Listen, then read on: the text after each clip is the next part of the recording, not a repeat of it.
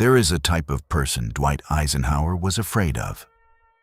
Not the SS Guard, not the Nazi general, not Hitler himself. The person Eisenhower was afraid of had not yet been born in April 1945.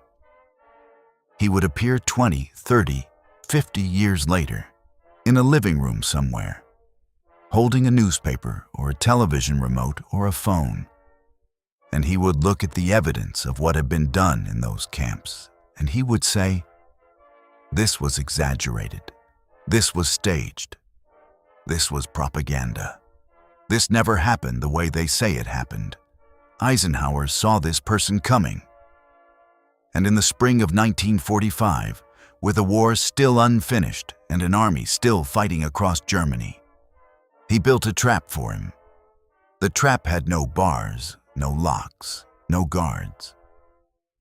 It was made entirely of light, of photographic light, of film light, of the light that passes through a camera lens and burns itself permanently onto silver nitrate and celluloid, and eventually into the memory of a civilization. By the time Eisenhower was done, 1,700 cubic feet of film sat in American vaults. 60 tons of Nazi documents had been cataloged and preserved. 47 journalists had filed their dispatches. 12 United States senators had stood in the compounds with their own feet. And somewhere in the National Archives of the United States, a 59-minute film waited. A film that, when it was screened at Nuremberg 7 months later, made Hermann Göring's hands shake visibly in front of the entire world. That film did not appear by accident. Nothing Eisenhower did in April 1945 appeared by accident. This is the story of a decision made by one man in the hours after he walked out of the worst place he had ever seen in his life, to wage a different kind of war, not against soldiers, but against forgetting. And it is the story of why the Nazi guards who laughed when they saw the cameras arrive had fundamentally misunderstood what cameras are for. They thought cameras record the past. Eisenhower knew cameras are weapons aimed at the future. Here is what he did. Here is why he did it. And here is the moment in a darkened courtroom in Nuremberg on the afternoon of November 29th, 1945. When the people who had laughed stopped laughing forever. But we have to go back further first. Back to the 48 hours that changed everything.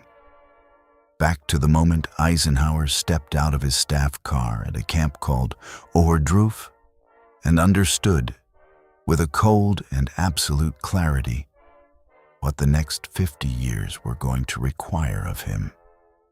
Back to the morning he stopped being a general and became something history had no name for yet. To understand why Eisenhower issued the documentation order within hours of his Ohrdruf visit, you have to understand something about the man's mind that most accounts of his generalship overlook. Eisenhower was, before he was a warrior, an institutional thinker. He had spent 20 years in the peacetime army navigating bureaucracies, writing policy documents, managing the political relationships between military branches. He thought not in terms of battles, but in terms of systems. How things get recorded, how records survive, how institutional memory is built and destroyed. He had also spent the previous year reading intelligence reports about the camps. The Allied governments had been receiving credible, detailed intelligence about the Nazi extermination program since 1942.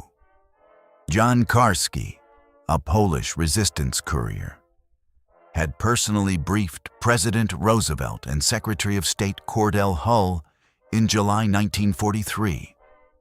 The Jewish agency had submitted documentation to the British Foreign Office. The War Refugee Board had compiled reports.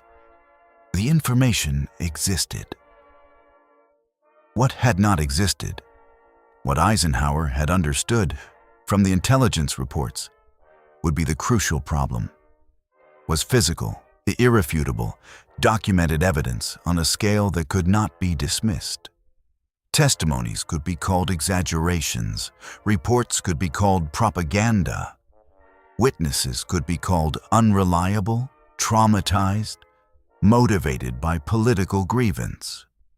Eisenhower had watched this happen in real time, as Allied governments had struggled for 2 years to make the public understand the scale of what was occurring in Eastern Europe, and had largely failed.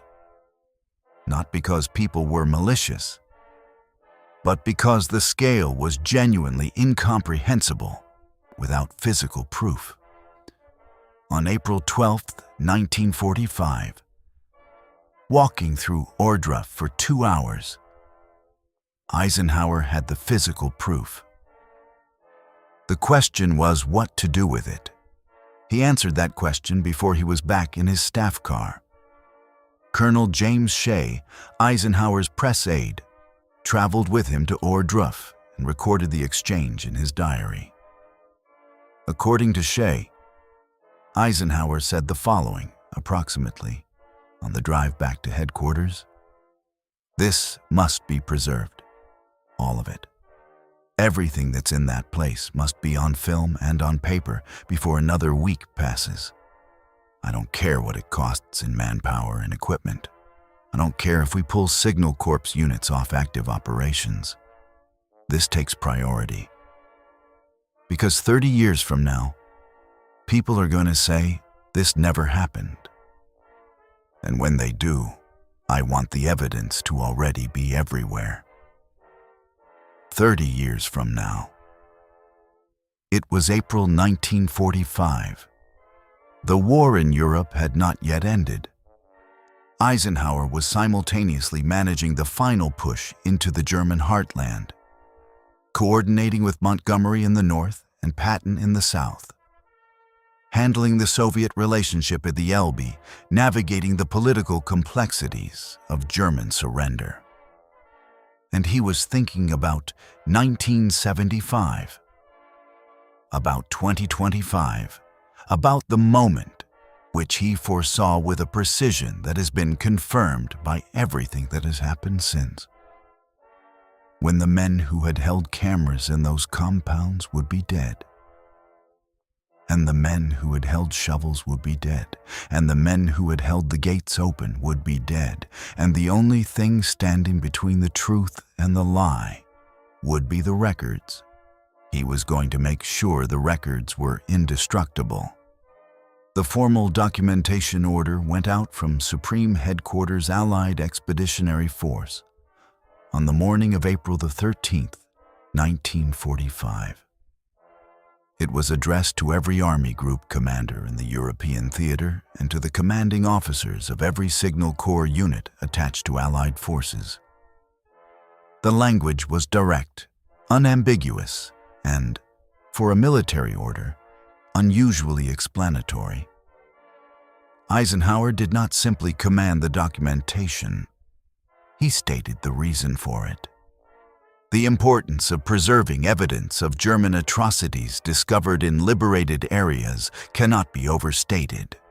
The order read, "This evidence must be collected, photographed, filmed, and maintained in the most complete manner possible for the purposes of historical record, legal proceedings, and public information.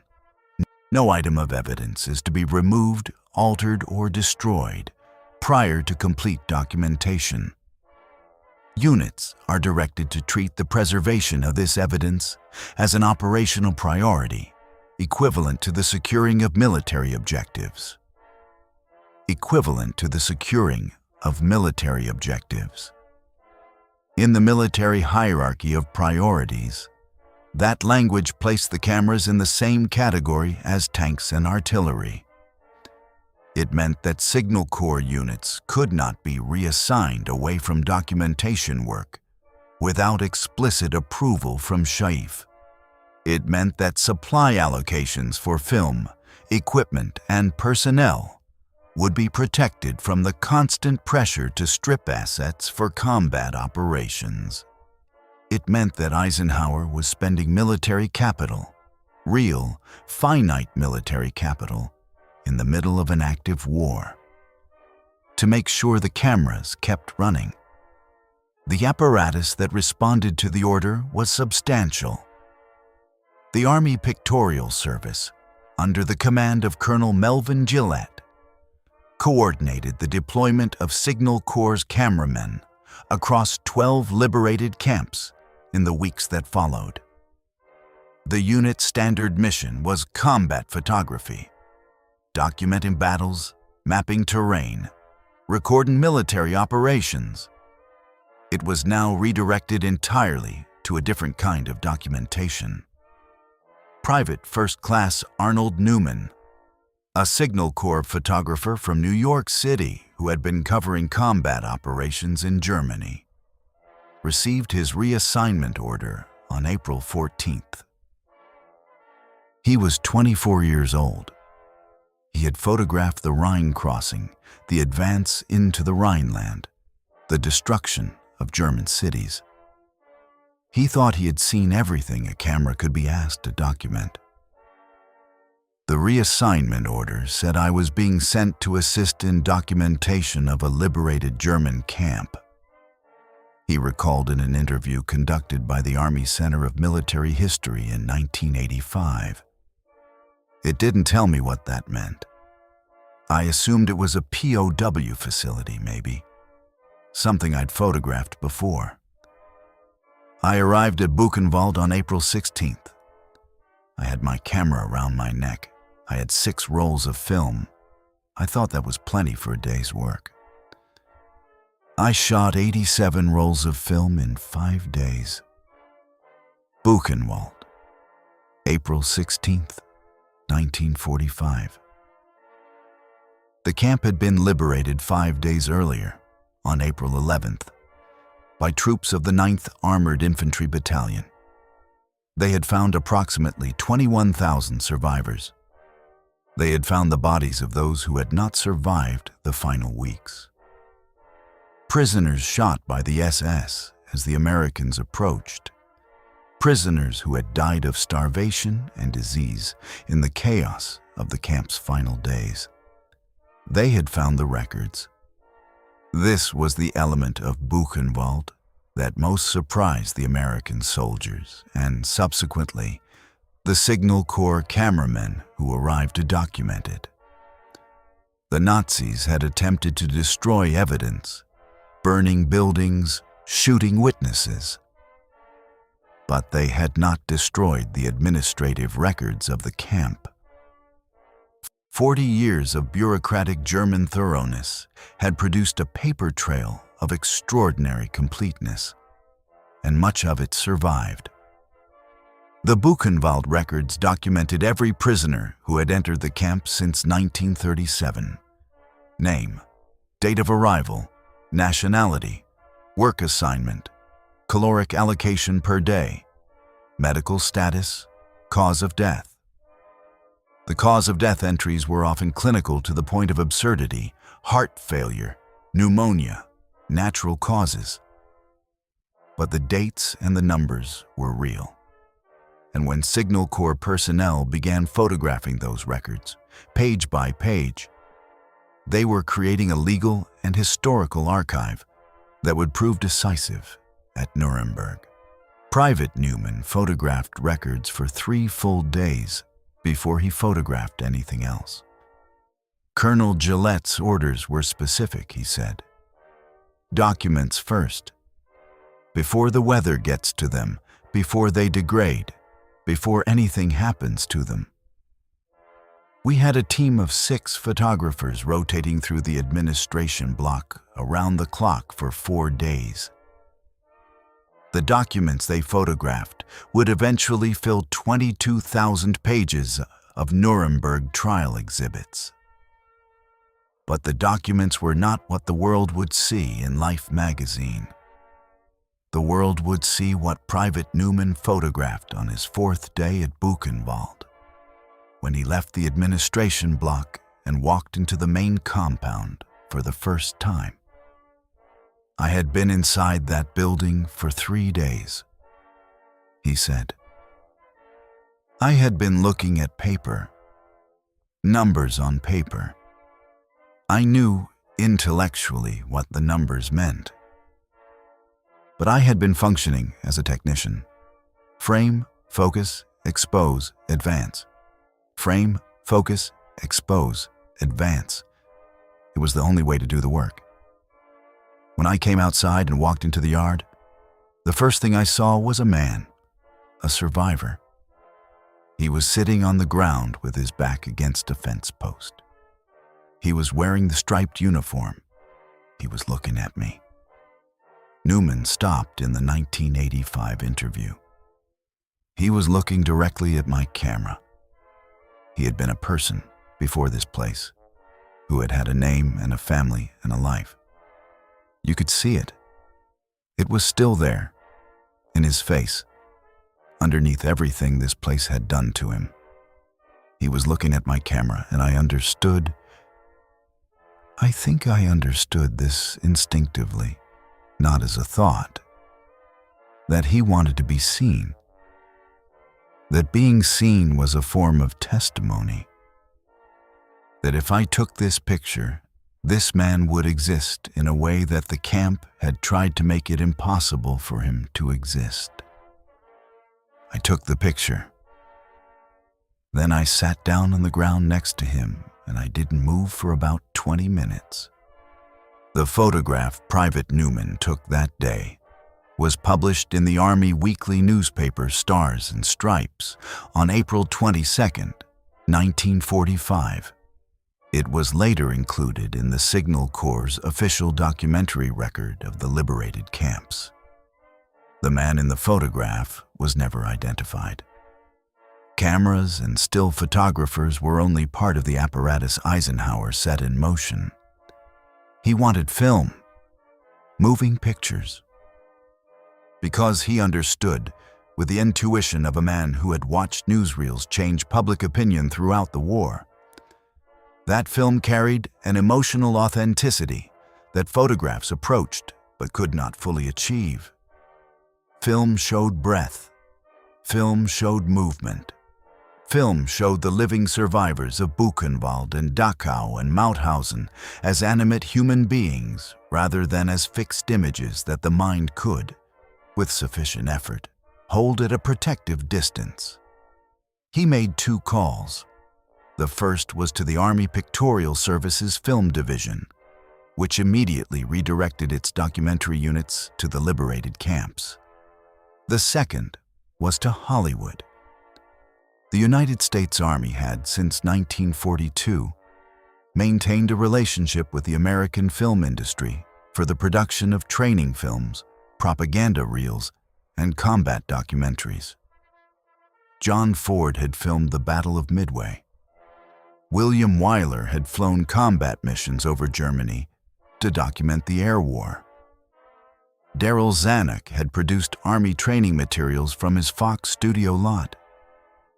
Hollywood and the military had a working relationship built on 3 years of wartime collaboration. Eisenhower activated that relationship in April 1945 for a purpose none of them had previously discussed. Hannes Berger, a documentary filmmaker working with the Signal Corps, received orders to begin production of a comprehensive film record of the liberated camps. He was joined by Bud Schulberg, later famous as the screenwriter of On the Waterfront, who was then a Navy lieutenant assigned to the War Crimes Unit. Together, Berger and Schulberg began assembling the footage that would eventually become the documentary Nazi Concentration and Prison Camps, which was presented as evidence at the Nuremberg Trials. The film ran for 59 minutes. It was compiled from footage shot by multiple camera crews at Buchenwald, Bergen-Belsen, Dachau, Mauthausen, and 14 other liberated camps. It showed the camps as they were found. It showed the survivors. It showed the bodies of those who had not survived. It showed the SS personnel who remained in custody. When it was screened at Nuremberg on November 29, 1945, the defendants in the dock, Göring, Hess, Ribbentrop, Keitel, and the others, watched it in a darkened courtroom. Göring, who had maintained throughout the proceedings a posture of contemptuous theatrical boredom, watched the film without speaking.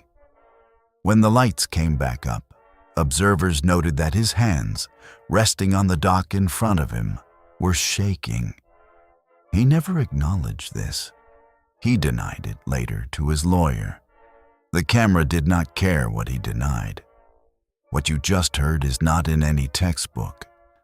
The cameras Eisenhower ordered, the footage, the documents, the testimonies he forced the world to preserve.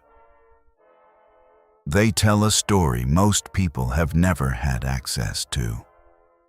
Until now.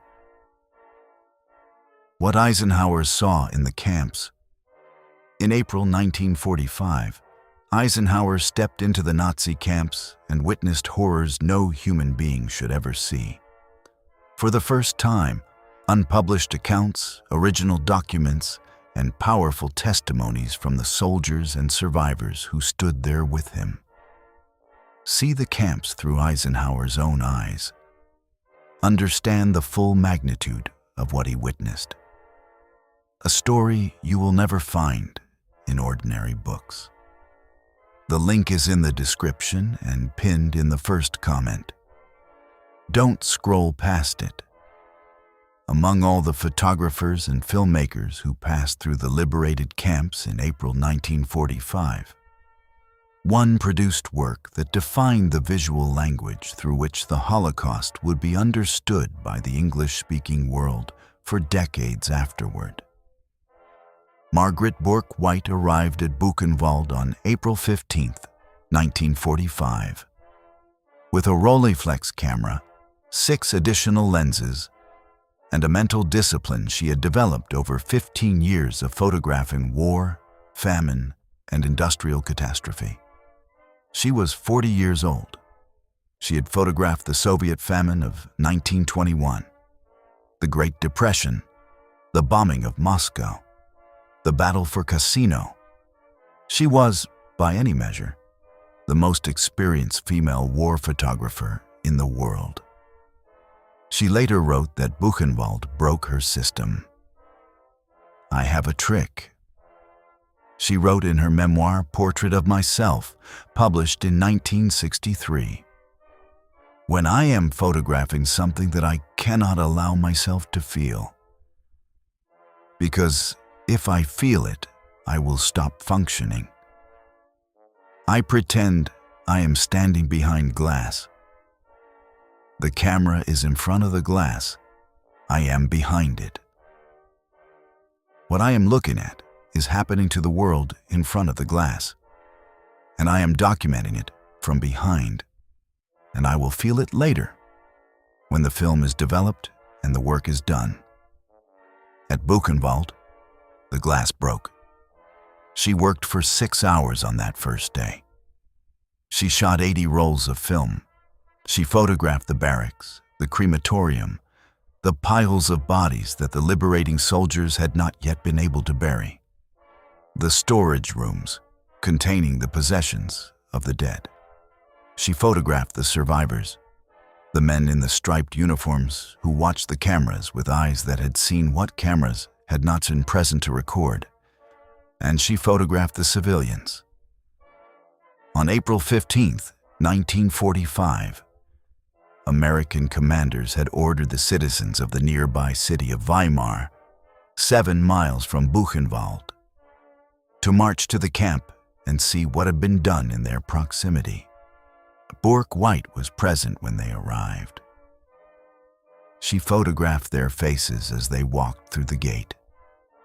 and the photographs she took in that hour are among the most studied images in the historical record of the Holocaust. Not because they show the horror of the camps, they do not primarily. They show the faces of German civilians encountering that horror for what they claimed was the first time. A woman with her hands over her mouth. An elderly man who cannot look down.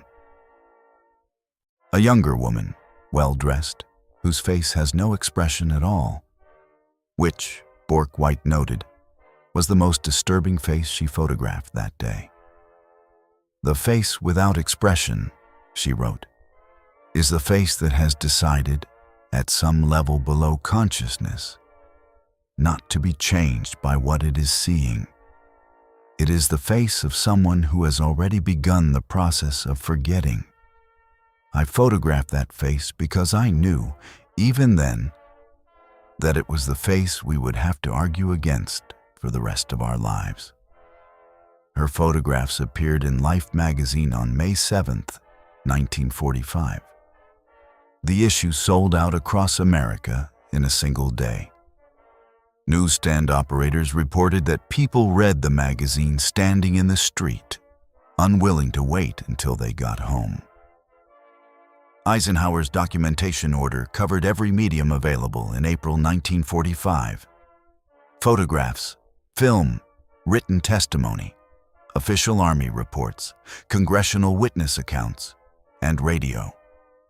Edward R. Murrow of CBS News arrived at Buchenwald on April 12, 1945, the same day Eisenhower visited Ohrdruf, with a recording unit and a producer named Fred Friendly. Murrow was 37 years old. He had spent the previous 6 years broadcasting from London during the Blitz, from the front lines in North Africa, from the liberation of Paris. His voice was the most trusted voice in American broadcast journalism. When Edward R. Murrow spoke on the radio, Americans believed what he said. He had been told what to expect at Buchenwald. He had read the intelligence reports. He had spoken to soldiers who had been there. None of it was sufficient preparation. He broadcast from Buchenwald on April 15, 1945. The broadcast lasted 11 minutes and 20 seconds. It was heard by an estimated 40 million Americans. Murrow's method was description, precise, factual, chronological description, delivered in his characteristic baritone without inflection or editorial comment. He described what he saw as he walked through the camp. The gate, the inner fence, the barracks, the numbers of people in each barracks, the dimensions of the barracks, the food that had been allocated, the water that had been available, the medical attention that had been provided. He described the storage rooms, the rooms where the possessions of prisoners were kept, glasses, shoes, clothing, hair. The rooms where the bodies of those who had died were kept before incineration. The crematorium itself, which he described in the same flat, factual language he had used for everything else. Then his voice broke. It was a single, brief fracture in his composure. A pause, a slight catch in the breath, a recovery. And he continued. He finished the broadcast in the same controlled register in which he had begun it. But 40 million Americans heard the break. CBS received 7,000 letters in the week following the broadcast. The letters divided into 2 categories. The first category came from people who thanked Murrow for telling them the truth and said they had not understood, before that broadcast, the full reality of what the war had been fighting against. The second category came from people who said the broadcast was too disturbing, too graphic, not appropriate for radio. Murrow's reply to the second category of letters was made public. It was 4 sentences long. "I have considered your objection," he wrote. "I have weighed it against the reality I witnessed at Buchenwald. I have concluded that the broadcast was not disturbing enough. When reality is too disturbing to be reported accurately, the failure is reality's, not journalism's." He never spoke publicly about the moment his voice broke. Fred Friendly, his producer, who was present at the broadcast, said in a 1977 interview that Murrow never mentioned it. Not once, in the 30 years of friendship that followed. "I think it was the only time in his professional life that he lost control on air," Friendly said. "And I think he carried it as a point of pride, not of shame, that the thing had been real enough to break through, that it had gotten past the glass." On April 19, 1945, a delegation of 12 United States senators and 6 members of the House of Representatives landed at an airfield in Germany. They had been personally summoned by General Eisenhower. The cable to Congress had been terse. Their presence was requested. The matter was of the highest urgency. Transportation would be provided. None of them had been told precisely what they were going to see. Senator Alban Barkley of Kentucky, later Vice President of the United States, then the Senate Majority Leader, was 67 years old. He had served in Congress since 1913. He had survived the Depression, 2 world wars, and 4 decades of American political life. He was not a man who was easily surprised. At Buchenwald, he was surprised. The delegation toured the camp for 3 hours. They were accompanied by Signal Corps photographers who had been instructed to document the congressman's tour, not intrusively, but continuously. Eisenhower wanted the political testimony on record too. He wanted the American legislative branch, in physical form, to be part of the archive. Senator Barkley completed the tour. He walked through every section the camp commander showed him. He asked questions through an interpreter. He was given access to the prisoner records, which were translated for him in summary. He was shown the crematorium. When he came out, he sat down on the steps of the administration building and put his face in his hands. The Signal Corps photographer present took the photograph. It was on the front page of American newspapers within 48 hours. Senator Barkley's statement to the press, made the following day, was widely reprinted. It contained a passage that Eisenhower later said expressed precisely what he had hoped the congressional visit would accomplish. "I have visited this place," Barkley said, "so that I can say for the rest of my life that I was here. So that no one can suggest that I was told about this by someone else and may have been deceived. I have seen it with my own eyes. I have smelled it. I have walked through it. I carry it now as a fact I did not receive from any report or any testimony, a fact I carry in my own senses, and I will testify to it as long as I live." Eisenhower read the statement at headquarters. He was reported by his aide, Colonel James Galt, to have read it twice, folded it, and placed it in his desk drawer. He didn't say anything, Galt recalled, but he kept it. That was the word he'd been trying to find, I think. Testify. That's what he had been building, a structure of people who could testify. When the International Military Tribunal convened at Nuremberg on November 20th, 1945, the American prosecution team, led by Associate Justice Robert H. Jackson, arrived with a quantity of evidence that had not been seen at any trial in human history.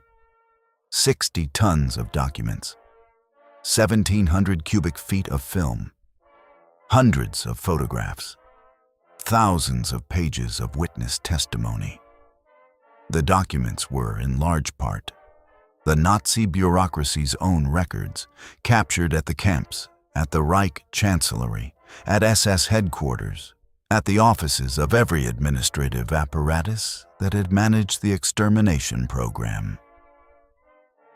The Nazis' thoroughness, the same institutional impulse toward documentation that had produced the meticulous prisoner records at Buchenwald, had generated an archive of their own crimes that no defense attorney could credibly challenge. Justice Jackson's opening statement to the tribunal addressed this directly. The most able and enduring representatives of the Nazi regime are dead, he said. But we will not ask you to convict these men on the testimony of their foes. There is no count in the indictment that cannot be proved by books and records. The Germans were meticulous record keepers, and these records will make our case. He was right. The prosecution's documentary evidence was so complete that the defense could challenge individual documents, but could not challenge the overall picture they assembled. The argument that the Holocaust had not occurred was available to no one who had read the documents, because the documents were the Nazis' own reports, their own orders, their own tallies. The film came on November 29th. Nazi concentration and prison camps. The documentary, assembled by Hannes Berger and Bud Schulberg from Signal Corps footage, was screened for the tribunal in the afternoon session. The courtroom was darkened. The defendants sat in their dock. The judges sat at their bench. The prosecution and defense teams sat at their tables. The film ran for 59 minutes. Göring watched it with his arms crossed for the first 20 minutes, maintaining the posture of theatrical boredom he had adopted as his public persona in the courtroom. Then, his arms uncrossed. Then his hands came to rest on the dock in front of him. Rudolf Hess, who had been displaying symptoms throughout the trial that his lawyers attributed to amnesia, watched the film with complete attention. The amnesia appeared to be in remission. Hans Frank, the Nazi Governor-General of occupied Poland, who had been effusive and cooperative with the prosecution throughout the proceedings, watched the film and then, that evening, attempted suicide in his cell. He survived. He was convicted and executed on October 16, 1946.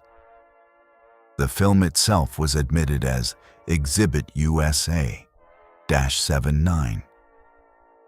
It is today held in the National Archives of the United States. It has been digitized, preserved, and made accessible to the public. Every frame of it was shot by American Signal Corps cameramen operating under Eisenhower's April 1945 documentation order. The guards who had laughed at the cameras in Ohrdruf did not laugh at Nuremberg. Unterscharführer Heinrich Müller was captured on April 17, 1945, 4 days after he hid in the pine forest and watched the camera crews arrive. He was taken to an American processing facility, questioned, and eventually released through the denazification program. His 1947 testimony, in which he described watching the camera crews from the forest and eventually stopping laughing, is preserved in the German Federal Archives. In that same testimony, he was asked a question by the denazification tribunal that he found, he said, unexpectedly difficult to answer. The question was, At what moment did you stop laughing? He thought about it for a long time. When I counted the seventh camera, he finally said, I think it was the seventh. Because with one camera or two, you can explain it away. Propaganda, selective documentation, evidence that will be filed and forgotten.